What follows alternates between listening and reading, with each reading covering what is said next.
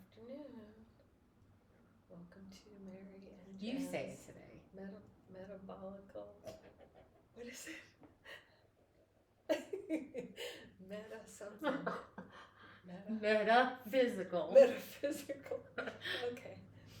Hi everyone. Good afternoon. It's Mary and Jen, and we're here with the metaphysical. Mary's favorite word. I hate that word. Okay, metaphysical Broadcast. You better erase that. You hear me? Okay, well, Okay, and Mary let's just start got done over. telling me I had Tourette's today, so. No, we'll start over.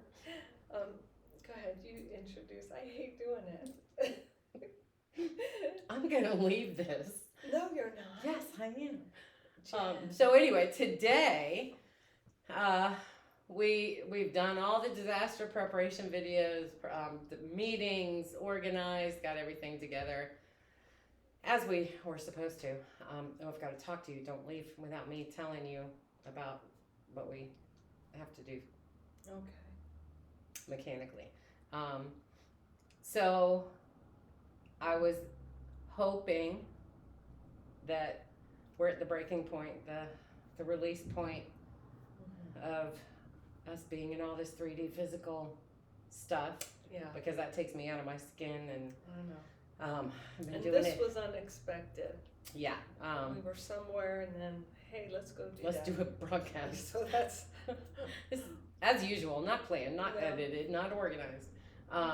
But so I was hoping that this is going to bring us the break between the physical 3D and get back into the spiritual zone, where I'm most comfortable.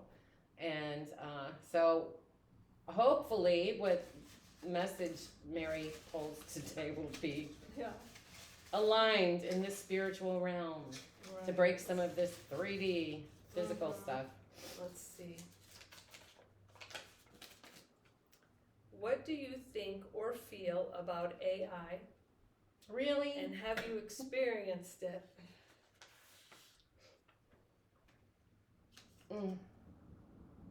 So much for spirituality. Okay, so I'm gonna brief over this, and we're gonna pull another one. We're gonna keep pulling them until we get a spiritual one. What do I think about AI? Pretty much everybody knows that. It's gonna be the end of humanity, sucking everybody's human spirit out. Have I experienced it? Yes.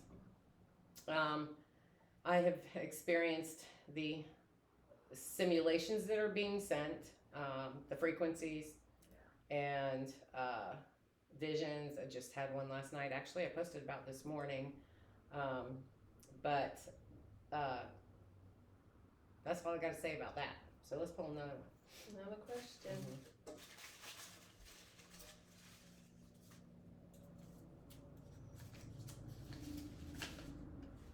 How are animals spirit guides, guards, and guardians? There it is. Animals are spirit guides, guards, and guardians. First of all, because they were created before us.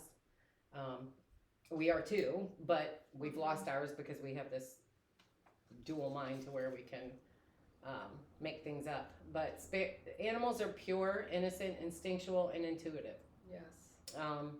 They hold on, just like children, babies, when they're born, they hold on to their spiritual essence. It does not go away because they have no one there to tell them or make it go away or tell them it's not right or tell them to think differently. Same as children, they hold on to it too until the adults start saying, no, don't think that way. No, that's not real, you know. Don't believe in your imaginary friends. And humans can break animal spirits. Well, humans can... Which is horrible. Not that they can break it. They can't break the spirit. That's what makes animals much smarter than us, is because they can appear trained, like obedient, and they will follow that, but inside they see what we don't. So a person may think that they've broken a horse or they've broken, a dog and made it behave. And it has physically, but mentally it has not, because that animal is still listening to the spirits that none of us can see. And the spirits are, they're not making them connect to that physicality. So they get to see what we can't. Whereas with a human, we don't see that spirit, so we feel all of it. We experience all of the physicality, the troubles, and breaking of the human, because we lose sight of the spirit. But animals don't, and children don't. How there are guides, guards, and guardians to use in a daily life is pay attention to them. If you watch your animals, and actually we talked about this in the meeting last night. That's right. If you watch your animals, they will always tell you something's right, something's not. Birds leave when a storm comes. You'll notice all my deer leave. Animals know instinctively and intuitively when trouble is coming. Watch them and you're golden. You've got it. On the other aspect that I was talking about, we had the meeting last night that I brought this up in. A friend came in with a knee injury, and I know she has 2 cats. So I asked her, I said, have you checked your kitty's knees? Because 9 times out of 10, our pain is our animal's pain. It can go either way. It can go, your pain can transfer to the animal, or the animal can transfer to you. I remember you said that. Yeah, so she said, no, my kitty's knees are fine. And I was like, okay, just check your kitty's knees when you get home. If not, from them to her, she can actually transfer that pain to them.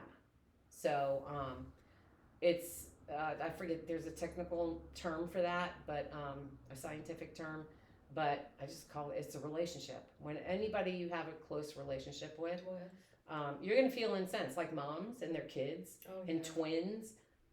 Every relationship you have the sensory system that automatically connects and tethers to everything that other person is feeling. Well, animals have it stronger because they don't have anything blocking them.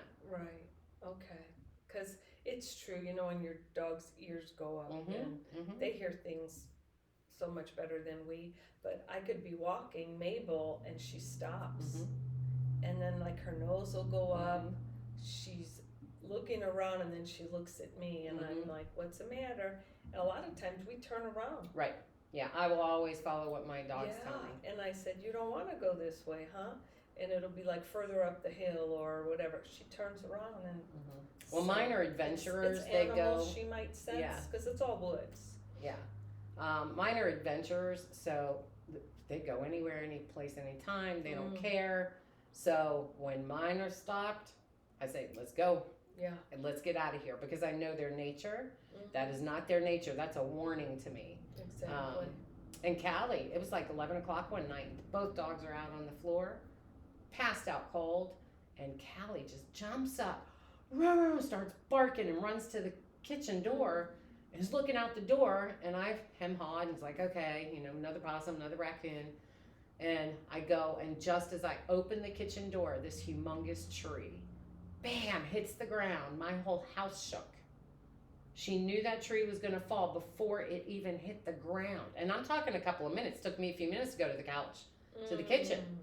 So right then I said, thank you, girl. I had no clue. But she knew something was wrong in that backyard, and she was alerting me. Well, you wonder if they sense the roots, just, noise, who knows? Noise, yep. And we can't hear, it breaking the ground and coming like that. No, but she knew beforehand. So that's a good example of watch your animals. They are everything. They're your notification system. And spirit guides use animals as communicators to deliver a message. I'm tremendous on animal totems and messengers. I mean, remember, I told you plenty of times, go look up, hawk medicine, or if an animal shows up in your life out of the blue, especially if it's a strange, odd thing that they're doing, that's animal medicine. You need to go look that up, because that's a message for you. Coming from the spirit world, they're sending it through the animal to come to you and deliver this message, and each animal has its own symbolism, Right. its own message. Yeah, you sent me the one on the deers. So they are master communicators, master deliverers, master receivers of the spirit world, and honestly, our only job is pay attention to them. It's a lot for And love them. Yeah, always. Take care of them. Always honor and respect them because they are your messengers. But the greatest joy in life I get is seeing an animal communicate with me. It's, you can see it in their eyes, you can see it in their energy, and even my little squirrel Spot, she communicates. She'll sit there with her little paws and look at me in the eyes, and there's communication going. You can't hear what they're saying, but you can feel what they're saying. And that is the easiest way to connect to spirit. It's a lot harder to hear ethereal worlds because they're not connected here to our vision, to our sight. Animals are, so we can see them. We're beings that have to have this camera going here. We have to see it.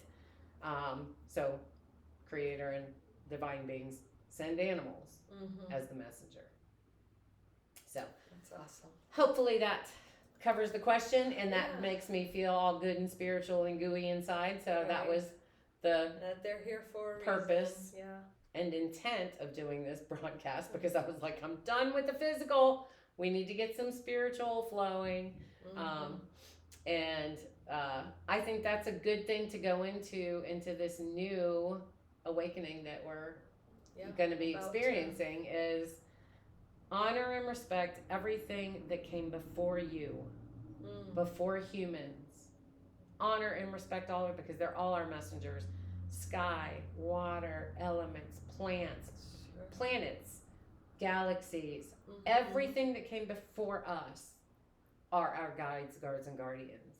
And I think if we're ever going to reach that age of Aquarius, happy, love, peace, joy, that's where you're going to have to keep your mindset off the human, because the human's chaos, off the human, but everything that came before us, and it'll be golden.